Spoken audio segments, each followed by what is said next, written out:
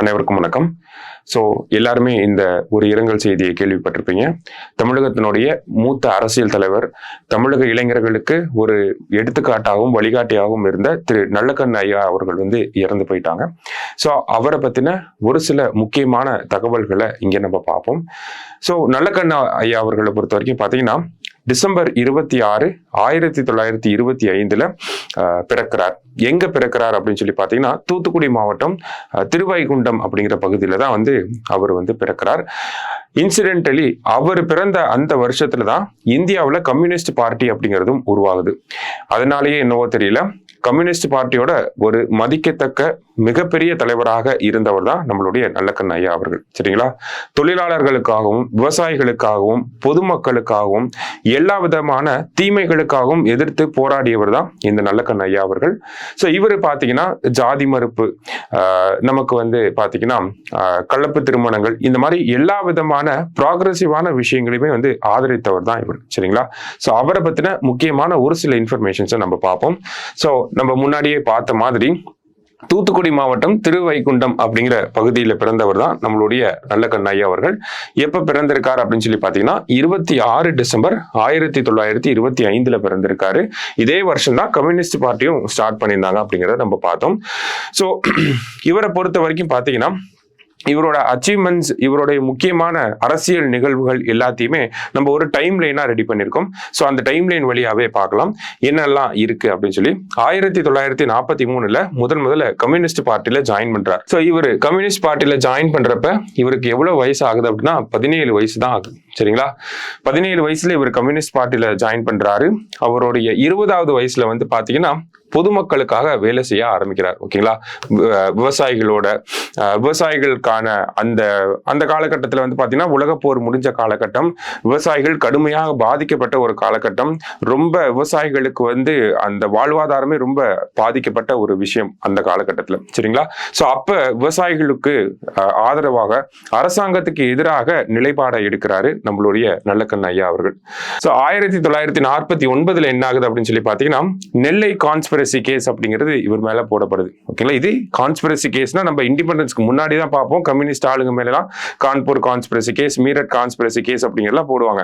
இது இண்டிபெண்டன்ஸ்க்கு அப்புறமா போடக்கூடிய வழக்கு நெல்லை கான்ஸ்பிரசி கேஸ் அப்படின்னு சொல்லி கம்யூனிஸ்ட் தலைவர்கள் நிறைய பேர் அரெஸ்ட் பண்ணியிருப்பாங்க. அதுல நல்லக்கண்ணு ஐயா அவர்களையும் அரெஸ்ட் பண்ணியிருப்பாங்க. எப்போ அப்படின்னு பாத்தீங்கன்னா 20 டிசம்பர்ல இவருக்கு லைஃப் இம்ப்ரிசன்மெண்ட் அப்படிங்கறத கொடுத்துருவாங்க. தண்டனை அப்படிங்கிறது ஆயுள் தண்டனையா கொடுத்துருவாங்க.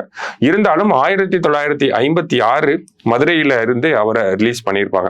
அதுக்கப்புறமா ஃபுல்லாவே பாத்தீங்கன்னா அரசியல் பயணங்கள், தொழிலாளர்களுக்கான விஷயங்கள், விவசாயிகளுக்கு தேவையான விஷயங்கள், அதை பத்தி தான் பேசியிருப்பார். அந்த உரிமைகளை பத்தி தான் பேசியிருப்பார். ஏன்னா இந்த காலகட்டத்துல தொழில்துறையும் இந்தியாவில் நல்லா வளர்ந்துச்சு. அதே மாதிரி விவசாயிகளுமே நிறைய இடங்கள்ல பாதிக்கப்பட்டாங்க. நிறைய உரிமைகள், அவங்களுக்கான குரல்களை பேசக்கூடிய ஒரு நபராக நின்றவர் யாரு அப்படின்னு சொல்லி பாத்தீங்கன்னா நம்ம நல்லக்கண்ணு ஐயா அவர்கள் தான். அந்த காரணத்தினாலேயே பாத்தீங்கன்னா 1975 நமக்கு எமர்ஜென்சி போட்டப்ப இவரை அரெஸ்ட் பண்ணி உள்ள வச்சிருப்பாங்க. தமிழகத்தில் இருக்கக்கூடிய பல அரசியல் தலைவர்களை கைது பண்ணியிருப்பாங்க. அதுல முக்கியமா ஹை ப்ரொஃபைல் அரெஸ்ட் அப்படின்னு சொல்லி பாத்தீங்கன்னா நல்லக்கண்ணு ஐயா அவர்களையும் அரெஸ்ட் பண்ணியிருப்பாங்க. அதன் பிறகு 1992 பாத்தீங்கன்னா தமிழ்நாடோட கம்யூனிஸ்ட் பார்ட்டியோடைய தலைவராக வரார். அதாவது ஸ்டேட் செக்ரட்டரி அப்படின்னு சொல்லி சொல்லுவாங்க கம்யூனிஸ்ட் பார்ட்டியை பொறுத்த வரைக்கும். 1999 கோயம்புத்தூர் தொகுதியிலிருந்து லோக்சபா தேர்தலுக்காக போட்டியிடுறார். ஓகேங்களா? போட்டிட்டாலும் இந்த தேர்தலில் அவரால் ஜெயிக்க முடியல. இருந்தாலுமே ஒரு மிகப்பெரிய தாக்கத்தை ஏற்படுத்தி இருப்பார். அப்ப இருந்த அரசியல் சூழலுக்கு பாத்தீங்கன்னா ஒரு மிகப்பெரிய தாக்கத்தை ஏற்படுத்தி இருப்பார்.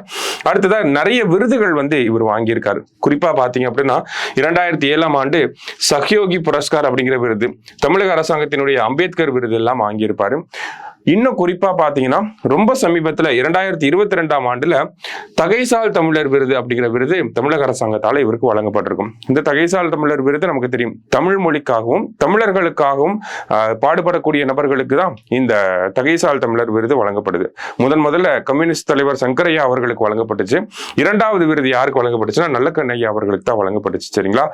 இதுல முக்கியமா நம்ம பார்க்க வேண்டிய விஷயம் என்னன்னா இவருக்கு பல விருதுகள் வழங்கப்பட்டிருக்கு. அதுல முக்கியமான விருதுகளை தான் நம்ம பார்க்கிறோம். இவருக்கு எவ்வளவு விருதுகள் வழங்கப்பட்டாலும் அந்த பரிசு தொகையை அந்த மேடையிலே என்ன பண்ணுவார்னா நலத்திட்டங்களுக்காக அங்கேயே அர்ப்பணிச்சு கொடுத்துருவார். ஓகேங்களா? எப்பயுமே அந்த ஒரு பிரைஸ் மணியை எடுத்துட்டு போனதா இவருக்கு அந்த சரித்திரம் அப்படிங்கிறது கிடையாது.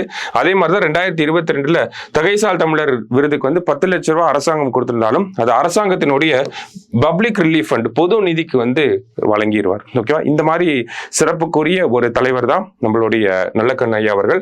2024 வந்து பாத்தீங்கன்னா அவருடைய 100th பர்த் ஆனிவர்சரி அப்படிங்கிறது 2024 to 25 வந்து செலிப்ரேட் பண்ணியிருப்பாங்க.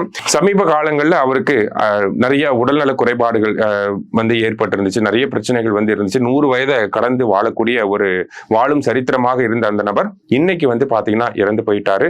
சோ இவர மாதிரியான அரசியல் தலைவர்கள் நம்ம இளைஞர்களுக்கு வந்து பாத்தீங்கன்னா ஒரு எடுத்துக்காட்டாக வாழ்ந்த அரசியல் தலைவராக இருக்காரு.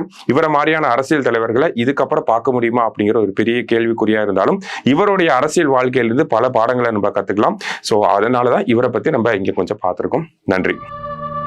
ஏழைகள் வாழ நீ செய்த யாகம் என்னென்னவென்று எங்கே சொல்வே, அன்பாலே சேர்ந்த நெஞ்சங்கள் வாழ நீ செய்த தியாகம் எங்கே சொல்வே, இன்றைக்கும் என்றைக்கும் நீ எங்கள் நெஞ்சத்தில் அன்புக்கும் பண்புக்கும் நீ அந்த சொர்க்கத்தில் மன்னவன் காவிய நாயகனே, என் உயிர் தேசத்து காவலனே, வாடிய பூமியில் கார்முகிலாய் மழை தூவிடும் உன் புகழ் வாழியவே.